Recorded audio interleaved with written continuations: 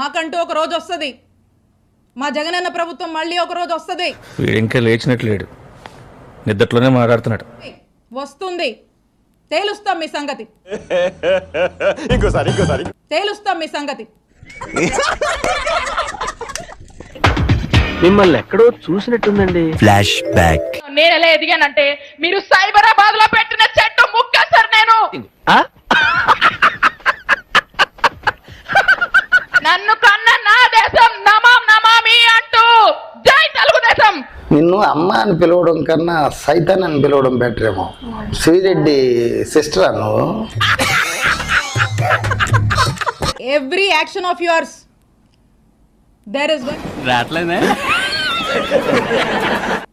is going to be an equal and opposite reaction from us when day comes, when time comes.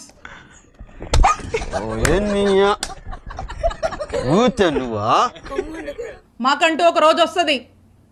మా జగనన్న ప్రభుత్వం మళ్ళీ ఒక రోజు వస్తుంది. ఎందుకు అడుగు తింటానికా? అక్రమ కేసులు కడతారా? అక్రమ కేసులు పెడతారా? భయపెట్టాలని చూస్తారా? ఇప్పటి నుంచి మొదలుపెట్టినా నేను ఇంకో 30 నుంచి 40 సంవత్సరాలు రాజకీయాలు ఇక్కడే చేస్తాను. లాక్కొచ్చేది ఖాయం, వడ్డీతో సహా విత్ ఇంట్రెస్ట్ నీకు తిరిగిస్తాం.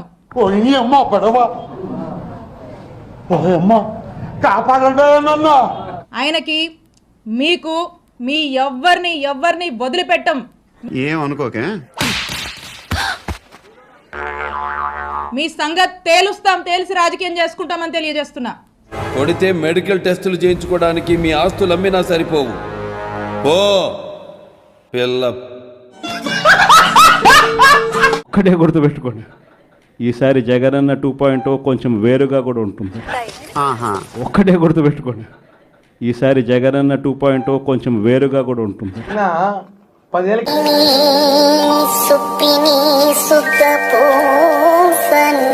చూడటానికి ఎలా ఉందో తెలుసా? పనికి మాలిన వాళ్ళందరూ చోట చేరి మాకు పని లేదు చెప్తున్నట్టుంది.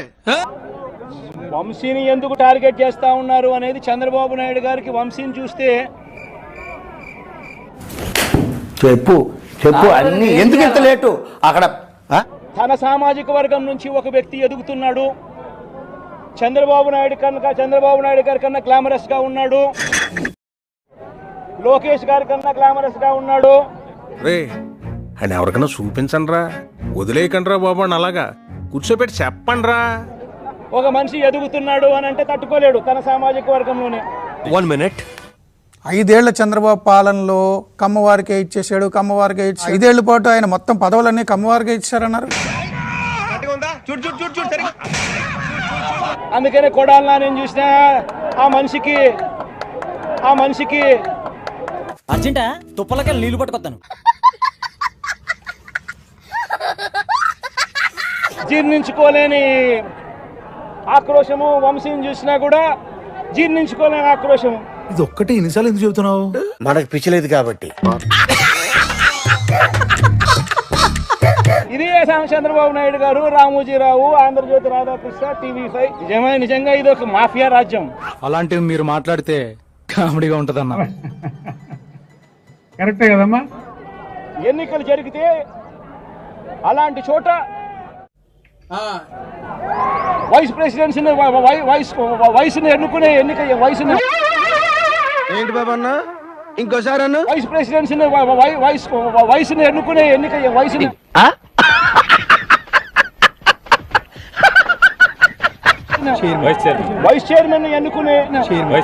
వైస్ చైర్మన్ ఎన్నుకునే ఇంతకాడికి వచ్చేపోయే నలుగురు దగ్గర ఒంటెలు తాగినా బెటర్ కదరా.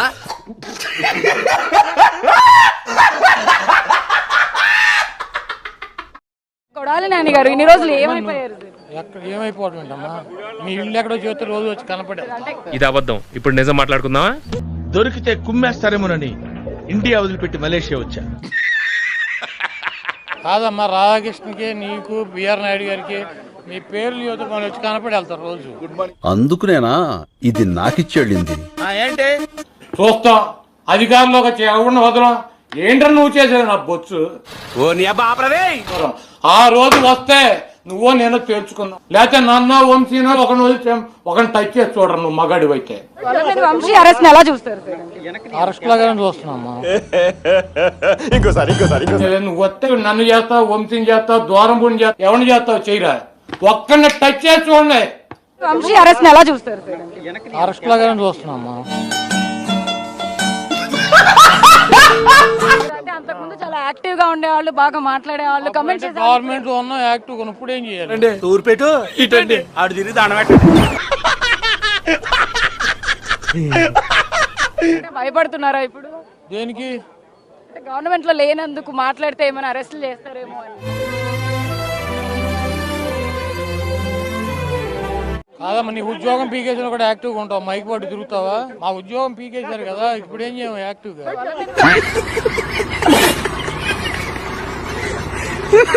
వాడిని దొంగ సాక్ష్యాలు వీళ్ళే క్రియేట్ చేస్తా ఉన్నారు, దొంగ కేసులు వీళ్ళే పెడతా ఉన్నారు. వాడు చెప్పే మాటలు చాలా చాలా ఎరగడ్డ హాస్పిటల్కి వెళ్ళినా మెంటల్ తగ్గలేనంత పరిస్థితి ఉంది.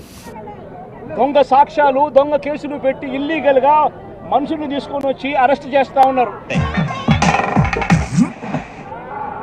అరెస్టులు చేసి నెలలు జైళ్ళల్లో పెట్టే కార్యక్రమాలు జరుగుతూ ఉంది. 2 సంవత్సరాలు నేను చెప్తున్నా, ఎవ్వరిని మర్చిపోను. ఇప్పుడు ఎక్కడ కొట్టాలరా నిన్ను? ప్రజాస్వామ్యం నిజంగా ఏ స్థాయికి దిగజారిపోయింది అని అంటే, మాట్లాడబాకురా, నీకు దండం పెడతానురా.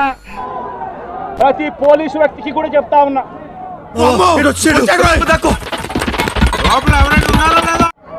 మీ టోపీ మీద ఉన్న 3 సింహాలకు కనిపించే ఆ సింహాలకు సెల్యూట్ కొట్టడం మొదలు పెట్టండి.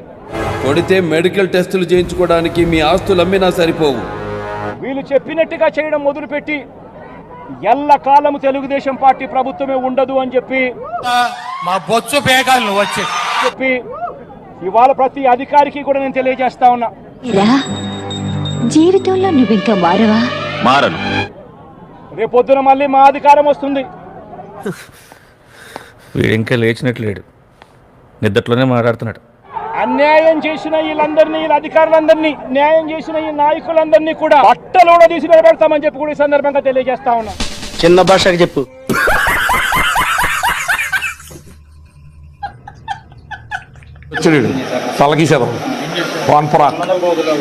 పూర్తిగా కట్టడి చేస్తామని చెప్పిన మీడియాని కూడా అలౌ చేయలేని పరిస్థితి. ఇట్లా పెట్టే సూర్యుడు నేను ఆపేయగలనా? నాకు అర్థం కాగలుగుతున్నాను. సులభ కాంప్లెక్స్లో చీపురు కట్లయితే చేత్తో అక్కడ క్లీన్ చేసి అదోలాగా ఉంటావు నువ్వు.